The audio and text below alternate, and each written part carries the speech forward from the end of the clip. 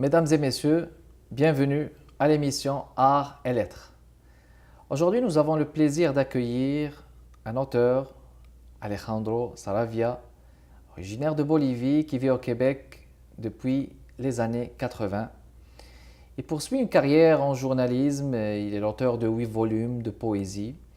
Sa collection de poésie trilingue, français, espagnol, anglais, tels que Habitante del Décimo o Elix Especializados et Lettres de Nootka, qui a été étudiée dans diverses universités canadiennes. Ses livres les plus récents sont 40 Momentos Chilenos et L'Homme polyphonique qui ont été publiés en 2013 et 2014. Ces textes ont paru dans des anthologies, magazines et journaux du Canada et des États-Unis d'Amérique. Il est membre du comité éditorial de la revue littéraire montréalaise The Apostle Review. Alejandro Saravia a donné des lectures au Festival de la poésie et de l'art de la Havane, au Festival Bleu Métropolis à Montréal et au Festival Rhythm and Color au Harbourfront Center à Toronto. Rouge, jaune, vert, c'est un roman à paraître en octobre 2017. On peut le considérer comme l'un des premiers romans. On peut parler d'une traduction aussi. Alejandro Saravia, bienvenue parmi nous à l'émission Art et Lettres. Merci, un plaisir d'être avec vous et avec votre public. Merci beaucoup. Alors, dans un premier temps, vous écrivez en espagnol, en français et en anglais, vous faites la traduction aussi. Alors, est-ce que le rapport que vous avez à l'écriture, c'est le même rapport que vous avez avec la traduction? Il peut sembler même pédant de dire que je vais écrire en 3 langues, mais la littérature, idéalement, généralement, reflète l'espace dans lequel elle vit, elle s'est créée, elle est imaginée. Et puisque nous vivons dans une ville qui, pour quelques-uns, Montréal est pour quelques-uns est un aéroport constant. Pour des autres, l'île de Montréal est en réalité un bateau qui fait le tour du monde pendant que nous dormons et que Montréal est la ville où il faut 80 minutes pour parcourir le monde entier. Donc il y a tous ces imaginaires sur la ville de Montréal. Et c'est une ville dans laquelle plus de temps tu restes, à un moment donné, il arrive que tu es avec des amis et tu perds notion. Tu ne sais plus quelle langue tu parles. Oui. Tu sautes à l'anglais, au français, oui. L'espagnol. Dans votre cas, ça sera l'arabe. Et même dans l'arabe, il y a différentes variations. Donc, c'est-à-dire que l'idée, c'est que la littérature puisse refléter la manière dont nous vivons. Et bien sûr, même si ma langue maternelle est l'espagnol, je n'aurai pas jamais la maîtrise, par exemple, qu'il avait Miguel de Cervantes. Donc, mais avec cette conscience et cette humilité, je m'approche aussi vers l'anglais et vers les français, qui sont mes langues de vie aussi dans le quotidien. Et ce que j'écris, j'ai l'ambition, j'ai le projet, l'idée, qui doit refléter justement cette façon de vivre. Cette façon de vivre, donc, une façon de vivre que caractérise, qui est très présente aussi au sein de la diversité québécoise, montréalaise. Donc vous, en tant qu'auteur montréalais, qui vivez à Montréal, vous écrivez donc en espagnol, vous écrivez en français, parlez français, donc il y a une multitude d'approches par rapport à la langue. Quel regard vous portez sur la réception des écritures des néo-québécois issus de toutes les origines au Québec? Est-ce que vous pensez que c'est une grande réception ou pensez-vous qu'on va être mitigé à ce point? Le Québec est un monde, une société très jeune. On peut dire qu'il est né en 1967. Après la Révolution tranquille, alors. Et l'Expo c'est 67. L'Expo 67, qui c'est, disons, les moments historiques dans lesquels le Québec, et même le Canada, mais surtout le Québec, semble s'ouvrir vers le monde, recevoir le monde et prendre cette conscience que on n'est pas vraiment toute seule, et qu'il y a toutes ces multitudes, même si auparavant, il y avait déjà des gens qui venaient des autres horizons et qui se sont établis au Québec. Même dans ce régime même, si on regarde, la littérature est un miroir fascinant pour comprendre la société québécoise. Oui. Et prenons les programmes du Parti québécois, d'un côté, et comparons-les avec les romans Marie Chapdelaine, écrits par Louis Aymon. On peut trouver des éléments clés, des points, des paradigmes qui vont alimenter cet imaginaire. Et il faut aussi tenir compte, et quelque chose qui n'est pas toujours, on ne se souvient pas toujours que l'auteur de ces textes était aussi un immigrant qui venait de la France et qui malheureusement il est resté que peu de temps au Québec, puis en allant en Ontario, il a été frappé par le train, puis il est mort. Tragédie. Donc, puisqu'il s'agit d'une société, son imaginaire, bien qu'il a 400 plus des veines, des richesses à aller explorer, mais son rapport avec la modernité passe nécessairement par la construction de l'altérité dans son intérieur. Et de ces côtés, les autres littératures n'ont pas encore sa place. Mais je pense que c'est une question. Est-ce que c'est une question de temps ou bien c'est une question de l'habitude à l'approche vers la diversité?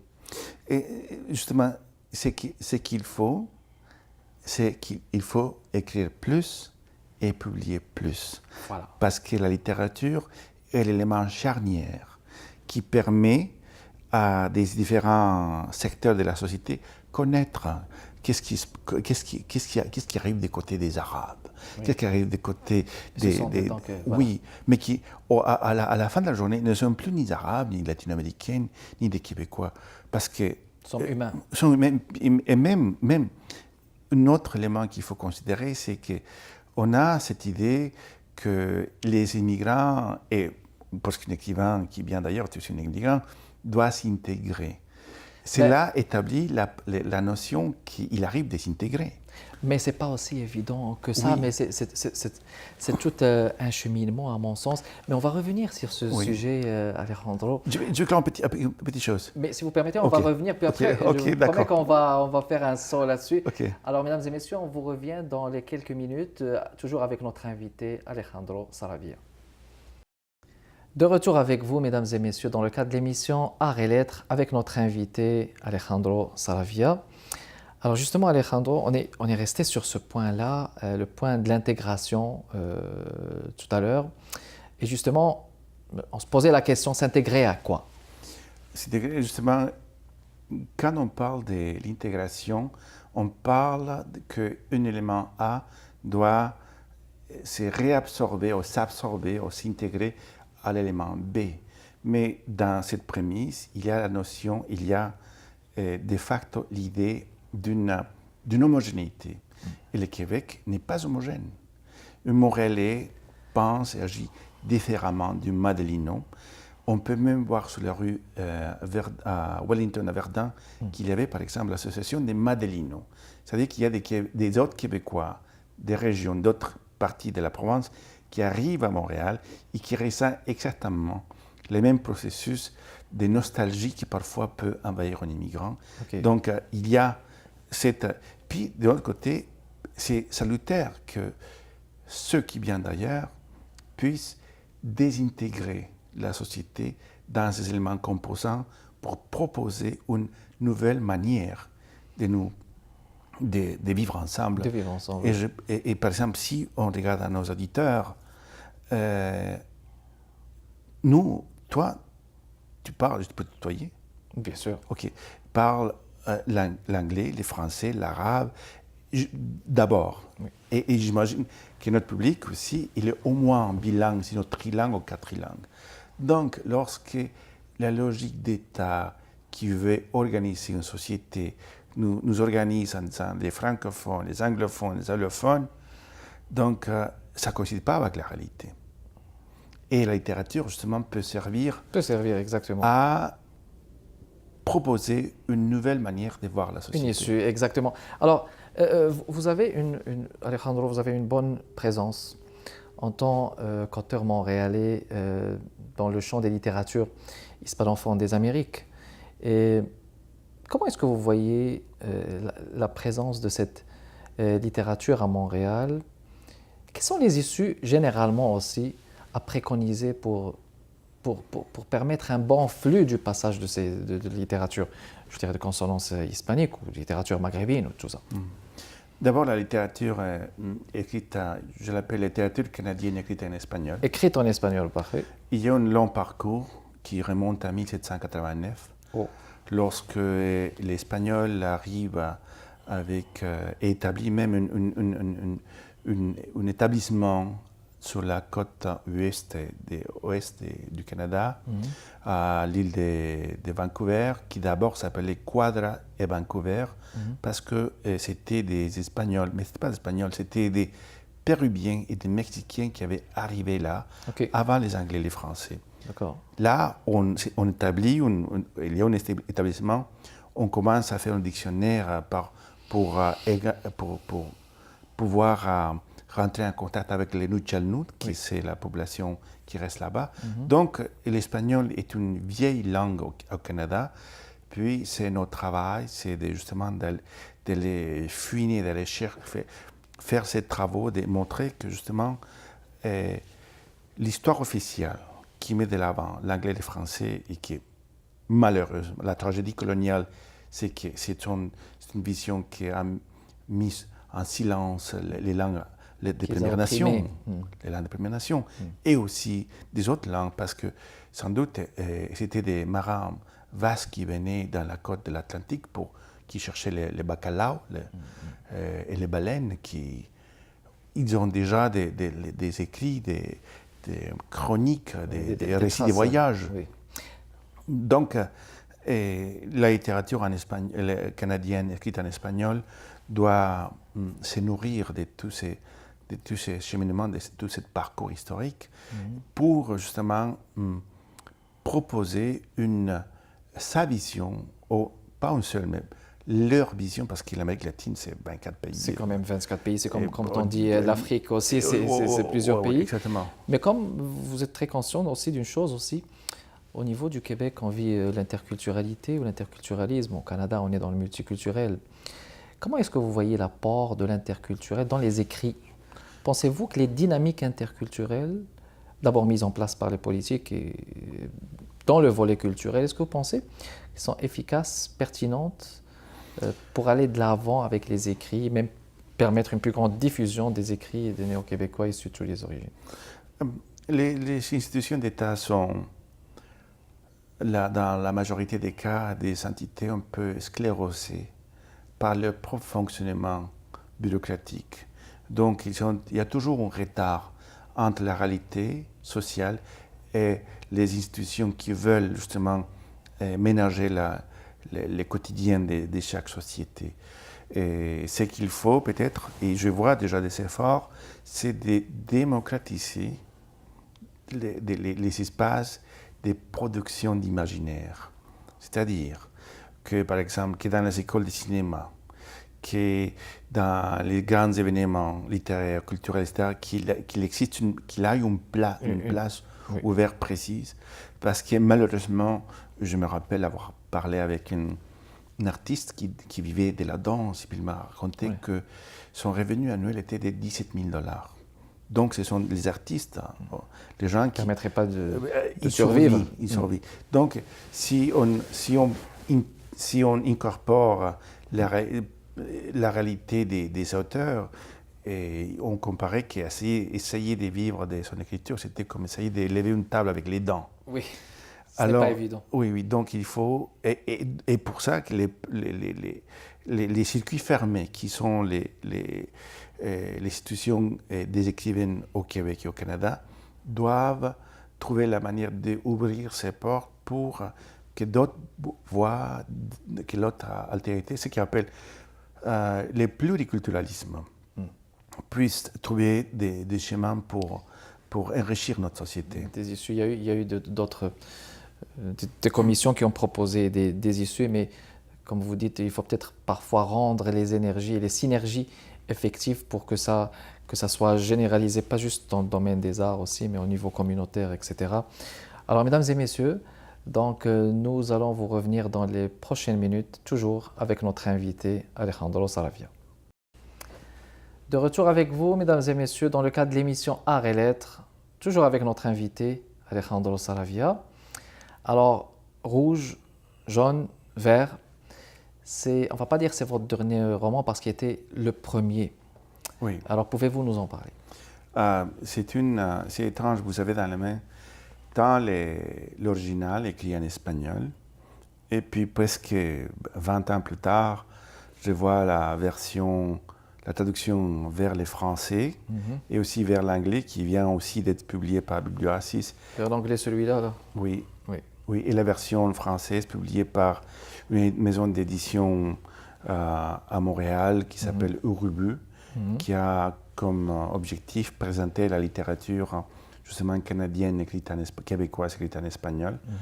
Donc, c'est comme voir des enfants qui ont quitté la maison il y a 20 ans, puis ils reviennent à la maison 20 ans plus tard, oui, barbus, avec des accents différents. Méconnus. Oui, oui, tout à fait. Donc, il faut les reconnaître.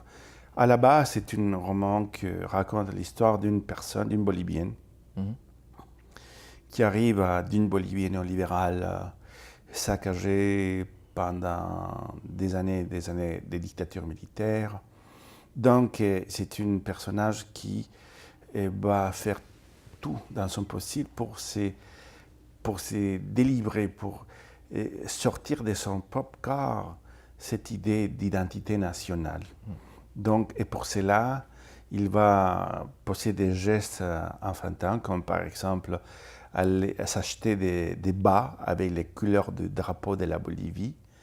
Et puisque dans le fonctionnement d'État à cette époque, personne ne pouvait porter des vêtements avec les couleurs du drapeau national, parce que c'était une infraction d'un antipatriotisme. C'est comme un défi lancé. Oui, oui. Donc, à Montréal, aussitôt qu'il attend, il est au courant d'une partie latino-américaine, il va aller là avec son pantalon un petit peu court pour qu'on puisse voir ses draps. Et c'était dans une de ces soirées qui est tellement montréalaise, des parties, des différentes cultures, qu'il va rencontrer une femme. La femme regarde ses bas, puis ce qu'elle voit, c'est les drapeaux d'un pays qu'elle aimerait avoir. C'est intéressant. Puis Drapeaux... elle a eu le réflexe de voir ça. Oui, oui. Donc, c'est les drapeaux du Kurdistan. Oh. Donc, c'est une femme kurde. Okay. Donc, ils vont commencer à parler. Puis, l'histoire, c'est de ce personnage qui veut se débarrasser de cette notion de la Bolivie et à travers le mépris des signes. Et cette femme qui va reconnaître dans ces mêmes signes les rêves qu'elle a avec toute la population kurde qui souhaite avoir un pays qui, justement, aujourd'hui... Il y a des revendications. Oui, il y a des revendications. L'Irak vient d'envahir Kirkuk, etc. Donc, il a écrit il y a 20 ans, c'était avant l'Internet, etc. C'était un monde tellement lointain et distant, et par contre, qui était vivant ici à Montréal, parce que j'ai rencontré les gens kurdes, j'ai vu leur musique. Oui, oui, j'ai parlé avec eux. Donc, c'est ces deux personnages qui sont au centre de cette reconnaissance, méconnaissance et reconnaissance de la ville de Montréal. Mais là vous l'écrivez en 3 langues. Hein. L'anglais, je vois qu'il est écrit en 3 langues, l'anglais, en français, en espagnol, ce qui est très intéressant. Est-ce que pour vous, c'est une tentative de dire l'exil aussi à travers ce livre ou... Oui, c'est une cahier d'exil dans le sens que l'exil, la notion même d'exil ça nous baigne. On est enrobé là-dedans, oui. Mais ça dure une période de temps après lesquelles tu vois que l'exil, c'était une espèce de un mois de plus dans les 9 mois qui ça prend pour ta naissance. Donc, Oui. parce qu'un bébé aussi est un exilé. Oui. Il vient d'expulser du paradis. Oui, il est expulsé, il voit un nouveau monde, il voit d'autres Exactement. couleurs. Ben, c'est Oui, tout il va un choc. pleurer, oui, c'est une Exactement. nostalgie. Oui, et puis c'est comme une tentative de dire est-ce que c'est la terre natale de toutes les façons, moi ce que j'aimerais vous proposer, c'est de nous faire une lecture d'extraits dans la langue qui vous convient. Je vous confie les trois Les trois. livres, oui. Et puis si vous pouvez, donc à la langue qui vous convient, peut-être si vous voulez en français, peut-être bien, ou donc nous faire Ok. une petite lecture d'un extrait, Je vais très lire spontanément. une ligne en français, une ligne Une en ligne en espagnol. français. Une ligne Bon, on va en- répartir ça en Oui, trois, c'est ça, exactement. en Ok, à multilangue. hasard, ok? Oui. Donc, ici, cuando la patria llama hasta el llanto de la madre calla, repetía a sus soldados con profunda convicción Carlos Paricollo, suboficial de la Fuerza Aérea Boliviana, desde un rincón en la memoria, atándose los cordones de las botas bien lustradas, afilando la bayoneta, siempre oteando en el aire la posibilidad de meter bala en una nueva champaguerra. Ça, c'est l'espagnol. L'anglais, ok. January of 1994 brought days in which Alfredo could see in the open space of his imagination words flying high in the distance, magnificent migratory birds that he'll never be able to see up close, never be able to make them say anything on the silent horizon of every page. Donc, il est en train d'écrire. Oui. Puis maintenant, la version en française. Bon, voilà. Donc, ici, c'est écrit « Si tu as des doutes, demande à Ponciano Vilca. Il ne me laissera pas mentir. Demande-lui combien des anciens soldats, ceux du 12e échelon, sont entrés dans la caserne ce soir de février 1980 pour nous rompre l'âme avec toutes les rages accumulées depuis plus de 300 jours et nuits de service, ou plutôt des sévices militaires. Ils sont entrés par la fenêtre brisée par celle qui faisait face à la prévention, les points de contrôle d'accès au quartier général et l'entrée principale de la base militaire qui donne sur l'avenue 16 de juillet dans la ville de El Alto. Wow. Dans les trois langues, français, anglais, espagnol. Puis je vais rappeler, mesdames et messieurs, qu'Alejandro Saravia sera à la bibliothèque de Brossard en 24 octobre. Donc pour un thème sur l'interculturel, on va peut-être clôturer sur ce point, l'interculturalité, texture et interculturalité. Vous avez un mot à dire peut-être là-dessus? Oui, c'est justement, c'est rappeler d'abord qu'au début, lors de l'arrivée des premiers colons français, c'était aussi un moment d'interculturalité, de pluriculturalité, à tel point qu'ils se sont mariés avec des femmes des Premières Nations, à tel point que cela a causé alarme en France. Oui. Puis ils ont décidé d'envoyer ce qu'on appelle les filles des rois, et que plus loin dans la géographie canadienne a donné naissance au peuple métis, Oui. à l'Huillier et compagnie. Oui. Donc, c'est-à-dire qu'il y a eu des moments, des bons moments, si on peut dire bons moments, des coexistences culturelles. Coexistence, exactement. Il faut justement aller chercher dans l'histoire ces moments-là, parce que les pièges que nous avons devant nous, c'est une expression croissante d'un ethno-nationalisme qui associe une langue à une race. Oui, une race, c'est Et ça. c'est... Oui. Donc, les démons sont là. Donc, merci beaucoup, Monsieur Saravia, pour cette belle entrevue. C'est ainsi que s'achève notre émission Art et Lettres avec notre invité, Alejandro Saravia. Merci beaucoup de votre attention, mesdames et messieurs, et à la prochaine.